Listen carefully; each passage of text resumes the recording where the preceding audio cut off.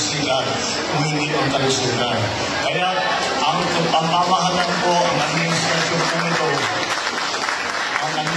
po ito, ay lahat ay ginagawa ang lahat upang mapatibay natin ang ating tinatawag na healthcare system.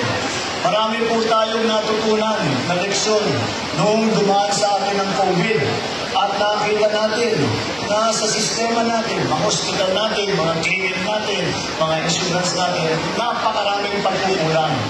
Kaya nung umupo ako bilang Pangulo, yan ang una kong naging priority. Sabi ko, tingnan natin, matuto na tayo, dumaan na nga tayo sa COVID. Marami sa atin ang namatayan. Huwag na natin paulitin yan. Gawin natin ang lahat para lahat ng nakita natin pagkukulang.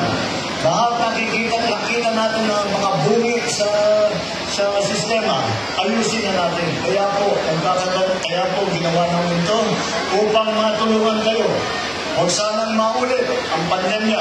Ngunit kahit na kung sakali man ay bumalik yan o magkaroon ng bago, ay asahan naman po ninyo. Andito po ang inyong pamahalaan.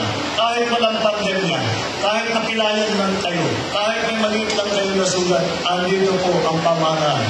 Pagka may hika kayo, kagaya ko, kapag sumakit ang tiyan ninyo, pagka may buntis, andito po ang pamahalaan para tumulong sa inyo, para hindi nyo na kailangan maubos ang inyong inipon na pera.